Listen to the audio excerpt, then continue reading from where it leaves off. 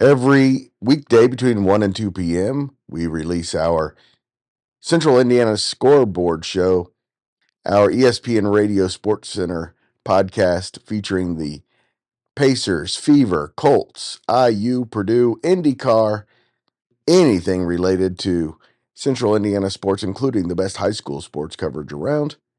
Please join us every weekday sometime between 1 and 2 p.m. What you're listening to now is the Central Indiana Sports Report, episode 268.1, John Robertson and Michelle Garmon's reaction to the Fever's season opening 93-58 win over the Chicago Sky. You're listening to the Central Indiana Sports Report with your host, Greg Mengelt. Welcome, Fever fans, to the Central Indiana Sports Report. I'm your host, Greg Mengelt, joined by John Robertson and Michelle Garmon here to talk about the Fever's 93-58 win over the Chicago Sky. And John, I said last night when we were talking, I think the Fever may be a year away from being special. I think I was a year late. This was special. I think they came out and showed that they are going to be a top contender this year. And that's with them not being completely together. Like, there was definitely area or room for improvement today with some missed layups and some missed passes, but they looked good. They looked real good.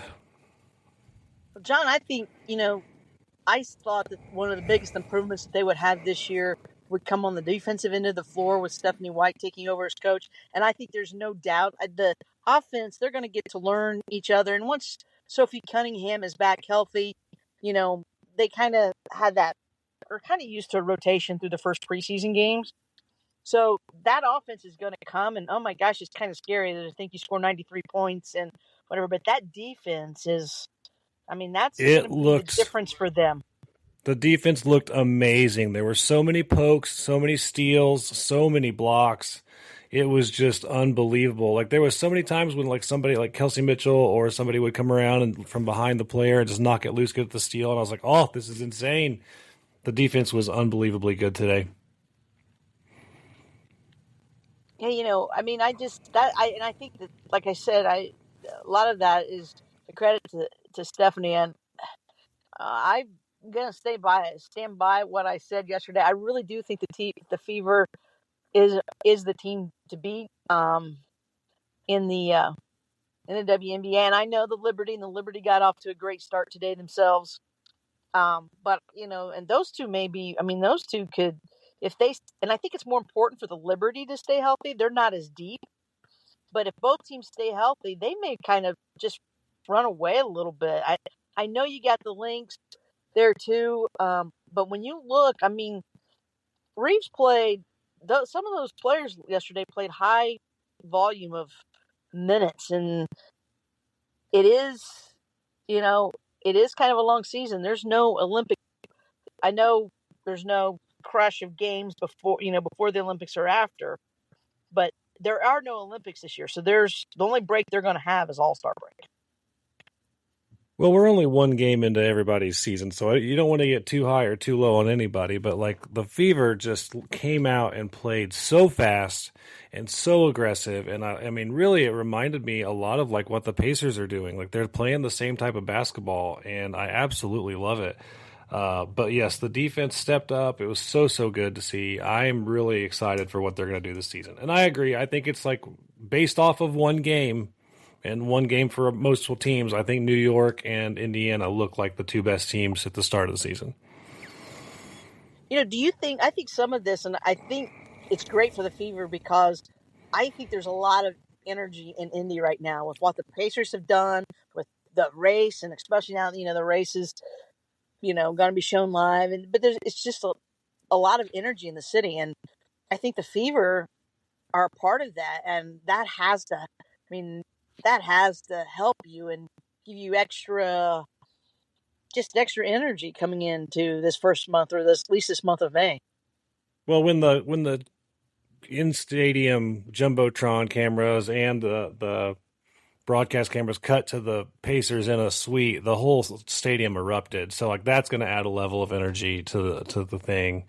And then they interviewed Tyrese, and it was really good to see that, like, I really truly believe that everybody on both teams is supporting each other, and that's got to be good for all involved. Just the excitement about basketball in Indiana right now. I know basketball, Indiana, 49 other states, it's just basketball, but like you can feel it right now. Same with the Indy 500, all at the same time, and this is always the best month, especially when the Pacers and Fever are good. For sure. And I really was happy to see that let's talk about some of the stuff that happened in game. The team made it a priority to get DeWanna Bonner her points to get her to third all time on the scoring list. I like that. They're showing the person who's new to the team, but a veteran, that they care about them just as much as everybody else. That's good for for the atmosphere, for the team chemistry. And loved her reaction. You could see how much it meant to her. Yeah, absolutely, and that's great. I mean, that's one of the things I think last year with the Fever that was good is the team just rallied around each other and decided we're going to do this, us against the world, and now DeWanna's part of that, and that's got to be huge for her. How much impact do you think she's going to have on this team? I thought she was going to score more today than she did. I think she's going to be more of a leader as far as, mindset and, coaching from the floor than she's going to be as far as like actual stats impact based off this one game. But I think it's still great that she's here.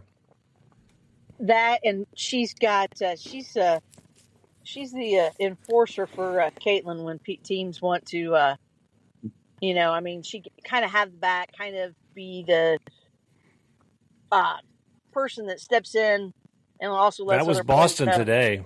Yeah, that was Boston today. I saw that, but Bonner did that a couple times in the preseason, and and I think maybe even showing her teammates. I mean, I think that's maybe the best thing about the field. All right, John.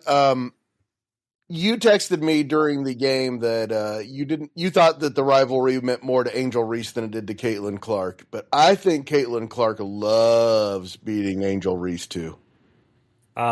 Respectfully disagree. I think that there's a competitiveness level that Caitlin feels the rivalry. She knows it's there, but I don't think she cares nearly as much as Angel Reese does. I think to Angel Reese that she's holding on to that is a big part of her identity. I think Caitlin's like, whatever, I'll beat you and laugh about it and move on with my day. Yeah, I think that means a lot to her going back to the college days. I think you could see it in her eyes that she loved beating her. I think Caitlin just likes winning. I don't think I think a little something extra. I really do. We're gonna have to respectfully disagree on this one. I think Caitlin cares a little, maybe a slight bit more, but I don't think she cares that much more. I think Caitlin just hates losing. Like, if you watch a lot of the behind-the-scenes stuff that they do, like with Lexi and Caitlin golfing, and just anytime they're doing silly little competitions, Caitlin just hates to lose. She hates losing more than she likes winning. And I don't think she cares if it's Angel Reese or Joe Schmo. But Angel absolutely needs this to feel relevant. Whether you agree with that being true or not, it doesn't Angel seems like it matters to her to keep her identity. That's my take. I mean, you can tell me I'm wrong, and that's fair. I'm not saying it's equal. I'm not saying it's equal rivalry, but I think both players are really into it. All right, let's talk about the players around Caitlin Clark, because it was really good day, particularly for Boston. 19 points, 13 rebounds, 8 for 12 from the field. Natasha Howard was so good, 6 for 12, 15 points, 3 steals. The defense was really good. And Kelsey Mitchell, 6 for 12, 15 points as well. And the bench wasn't bad. No, not at all. Lexi Hull, 9 points, 9 rebounds. Yeah, I'm going to give Lexi Hull bench player of the game. I'm always going to give Lexi Hull some sort of award because I love Lexi Hull. The one that I mean, Boston had the biggest game outside of Caitlin Clark. Like she played solid, 19 points, 13 rebounds is incredibly good, and her footwork was good. She wasn't missing a lot of stuff. Uh, I was just really impressed with Boston. Outside of Boston, like Mitchell, I don't know how she, but it seems like she got faster to me. Like she is zipping around the court, or like it's unbelievable how fast Mitchell is, and I'm really impressed with her play too. Yeah, no, John, you said that about like Mitchell. I think, and what I started to say when my phone went dead earlier was what I think is really great about this team is how connected they are, and I think they trust in the staff, the coaching staff, because they know that Stephanie and her staff are going to put them in the best possible positions and not ask them to do anything they can't do or not expect them to do like her job.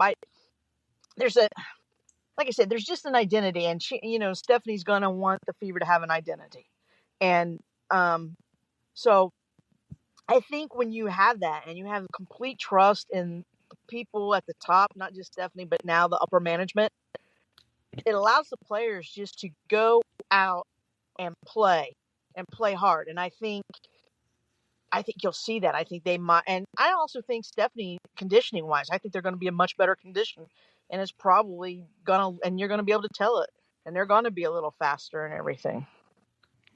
My final thoughts are that this team's coming out looking strong. They're stronger even than I expected them to. I knew the moves that they made were good. I knew that the team roster and talent was really, really strong.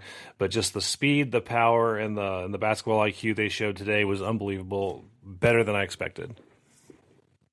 And John and Michelle will be hearing from both of you all week on the Fever and the Pacers and the NBA playoffs. Look forward to it. Thanks so much to John and Michelle and to you for listening. If you'd like to see the Central Indiana Sports Report continue to grow and thrive, please share these podcasts with the Fever fans in your life. We humbly thank you in advance.